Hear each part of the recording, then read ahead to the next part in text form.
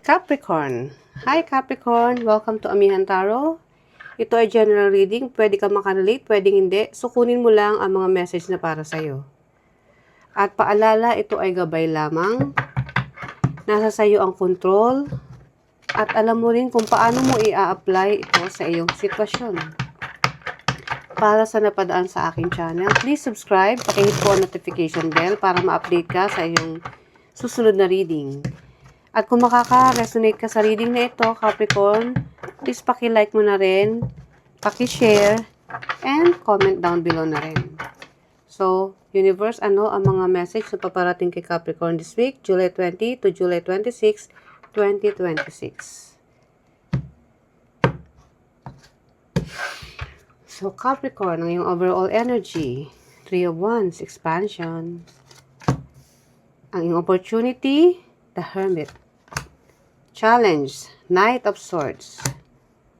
Ang iyong next action or mangyayari in the future, the Chariot. And then ang outcome, Six of Pentacles. So, balance when it comes to money.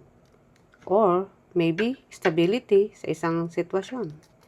So, let's clarify mamaya. So, Capricorn, ang energy mo is Three of Wands. Gusto mo ng growth. Gusto mo ng panibago. Kung saan ka man nakikita mo yung stability na pupuntahan mo. Let's say, gusto mong ng expansion. Meron ka ng pinagkakakitaan o meron ng resources na nakukuhanan ka. Pero gusto mo pa ng mapalawak. Yun yung ano mo ngayon. Ando dun yung focus mo this week. Or pwede rin tong travel. Ang focus mo is mag-enjoy lang. Gusto mo mag-travel, gusto mo puntahan yung mga lugar na hindi mo pa napupuntahan. Pwedeng dito sa Pilipinas, pwede rin sa abroad. So, we'll see. Mamaya, pag in-clarify. And then, ang iyong opportunity, the Hermit. Yes. Kung gusto mo mag-travel, kahit mag-isa ka lang, kasi the Hermit is mag-isa, tahimik, gusto niya lang ng katahimikan. Siguro, meron ka ring pinagpaplanuhan regarding sa trabaho. At dahil doon, gusto mo mag-travel. Kasi nga, mas gusto mo yung tahimik ka lang na nag-iisip eh. And at the same time, nag-i-enjoy ka. Kahit sa sarili mo lang. Kahit wala kang kasama. So, may opportunity kang gawin yun. And then, ang iyong challenge, Knight of Swords. May mga bagay na gusto mong pabilisin, but dahil nga sa gusto mo mag-isip mag-isa, may pagpaplano ka, nahihirapan mong gawin. Parang sa tingin mo nababagalan ka sa mga proseso. Kaya medyo naiinip ka dahil sanay ka sa mabilisang kilos. Pero since challenge mo to this week, nababagalan ka. Hindi mo alam kung bakit.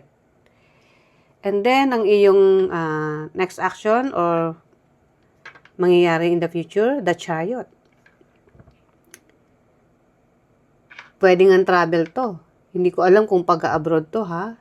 Kasi moving to another place to, may paglipat. So, maaaring lilipat ka ng trabaho, sa tingin mo, magbibigay sa'yo ng growth when it comes to stability or financial security. At yun yung pupuntahan mo. Abroad or local man yan. O may gagawin kang iba sa dati mong pinagkakakitaan. And then, ang outcome, Six of Pentacles. Stability when it comes to material things. Kung meron kang gustong pagbigyan, i-share mo yan. So, yun ang focus mo. At ang outcome mo, tingnan natin. Let's clarify, Capricorn. So, clarify natin si Three of Wands.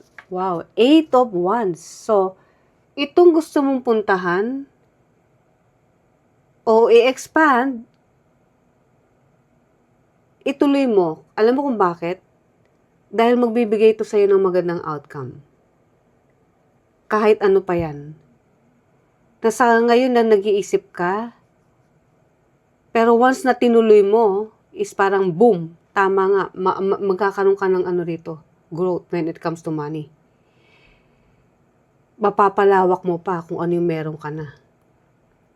Kaya nga ang outcome mo is Six of Pentacles. Ano to?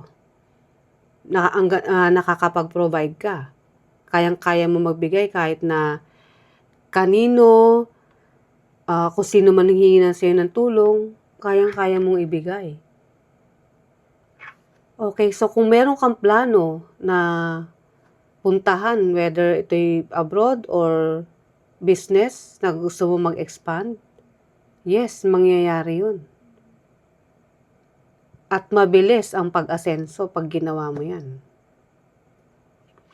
And then, ang iyong opportunity, the Hermit. Kaya nag-iisip ka maigi rito. Clarify sa Five of Cups. Yes. Opportunity mo na mapag-isa.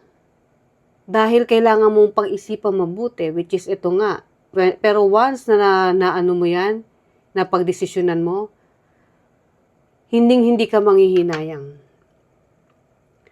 Na masasabi mo na tama pala ang desisyon mo.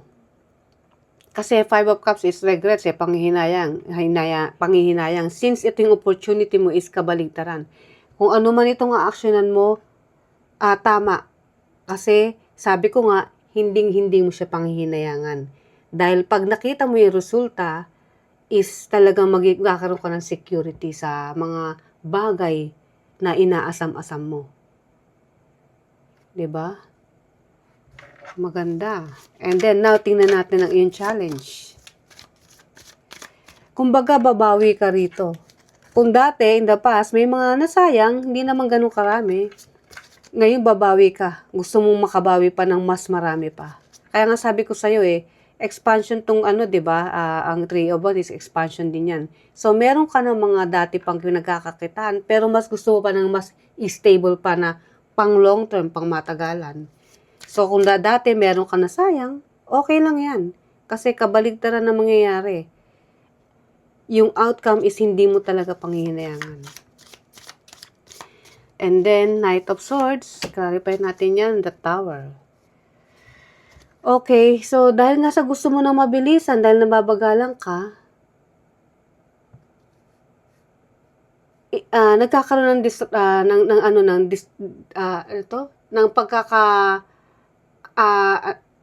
nagkakaroon ng hindi magandang energy o nagkakaroon ka ng, let's say, naguguluhan na nagkakaroon ng chaos sa isip mo. Kasi ngayon yung kinasanayan mo yung mabilis ang aksyon. So, sinasabi rito, kung yun yung challenge, ito yung challenge mo na hindi lahat pwedeng gawin ng mabilisan. Dahil pag yan, the tower is sudden change. Baka pag yan is ginawa mo ng mabilis sa ngayon, kasi ito nakikita ko, yes, magkakaroon ng mabilis ang action, pero yung energy na to is kung kailangan mo raw na maghinay-hinay sa ngayon, yun yung gawin mo. 'Di ba? Dahil baka pag minadali natin o minadali mo, baka hindi maganda yung maging outcome. 'Di ba?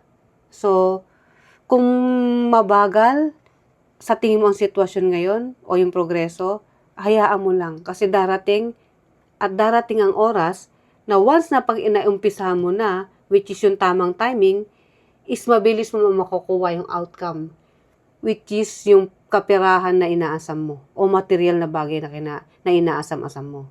Na talagang sasabihin mo sa sarili mo na yes, tama pala yung desisyon ko. So, sa ngayon, kung sinasabi ng universe na hinay-hinay lang, huwag kang mag-apura, huwag mong madaliin, dahil darating talaga yan. So, now the Chariot. Clarify natin yan. Knight of Pentacles. So, sinabi ko nga, di ba, dahan-dahan na may pagpaplano, which is Knight of Pentacles. Dahan-dahan, step by step, pero pang long term. Di ba? Kasi kailangan mo ng konkretong pundasyon di ba? So, yan yun. Yun yung dapat mong gawin. At tama nga, yung direction na pupuntahan mo, which is success. 'Di ba? So, lahat ng yan is nakatadhana na mangyari. Kung sa ngayon is slow, okay lang yan. Kasi itong magiging resulta is maganda. Na hindi mo ina-expect. Since expansion ang gusto mo, yes, ibibigay sa'yo yan. hindi mo ina-expect na mas matindi pa pala sa hinihingi mo. Diba?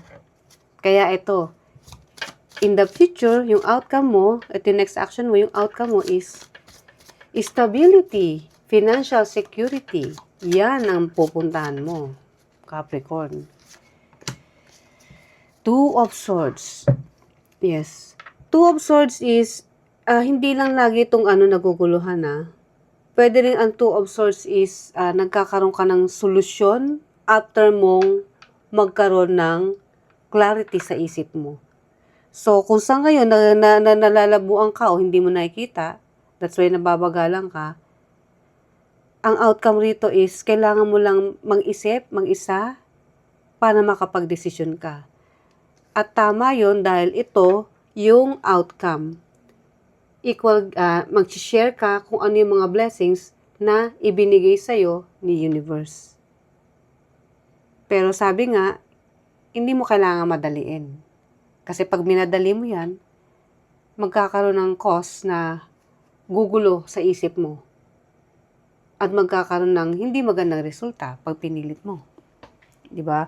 Pero since naging ito na yung outcome, ito yung maging susunod na mangyari sa'yo in the future, maganda.